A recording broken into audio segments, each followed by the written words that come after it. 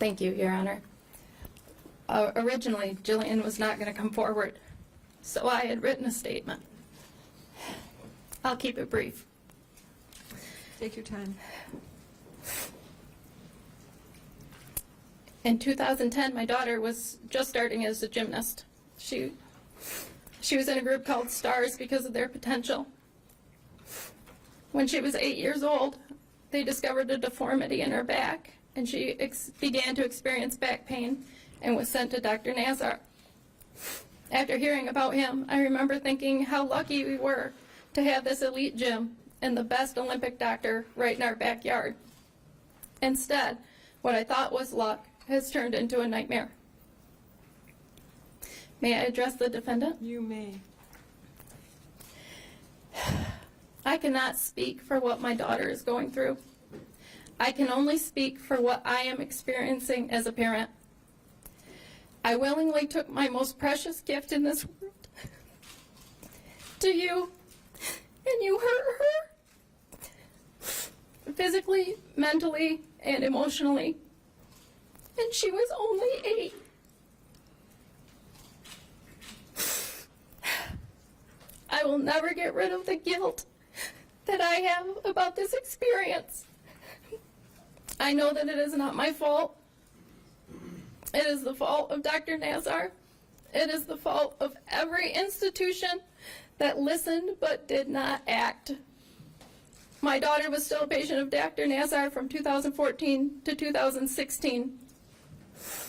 If MSU or the USAG had had a process in place and told parents that Dr. Nassar was being investigated, if they had not allowed him to continue, then my child would have experienced 2 less years of trauma.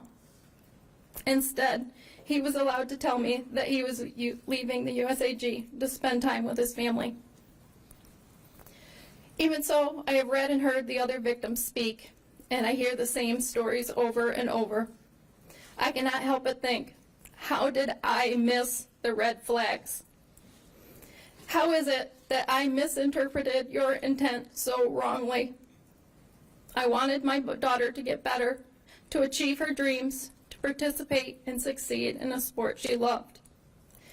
Instead, by trusting you, I have watched her sink into a girl that is sad and humiliated and afraid to trust. I will never forget the day that she said that Larry had done this to her. It's like your world collapses.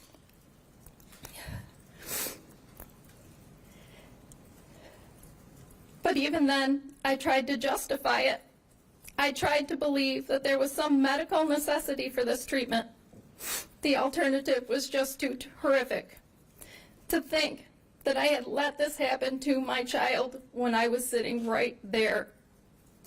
I tried to rationalize it in a medical way. I even said to her that muscles are located in that area, and then with the problem being in her pubis, that it was possible.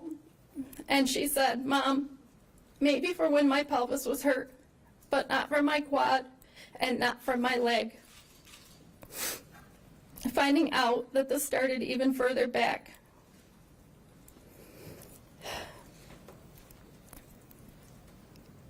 That she would need to be seen only by you to monitor the problem in her back. The burden that I will carry from that is bigger than any prison sentence that you are facing. More questioning led to finding out that while I sat there in your office, in your home, I thought that you were massaging my daughter to help her sore, broken body, and the whole time you were assaulting her. To look back and remember her grimacing in pain, and to now know that it was not a knotted muscle that was caused that. How can a mother ever forgive? Your Honor, I would like to take just a minute to address the people following this story on multimedia outlets. Quit shaming and blaming the parents. Trust me, you would not have known, and you would not have done anything differently. So stop. Gym moms are a special breed of fierce. Look at the strong, passionate ladies we are raising. That should speak for itself. We have a saying in our house that we are all day tough. Parents, I know that I cannot take away the guilt that we all feel, but you are all rock stars. You too are all day tough. To my brave, strong daughter who stepped away from being victim 74, Jillian, you are all day tough. As your world crumbled around you, you have stayed strong. You have overcome adversity in the gym and stayed focused academically. I have often said that I am not sure if gymnastics makes the girl or if a certain type of kid is made for gymnastics. But you and all these ladies have shown that you are all day tough. Thank you.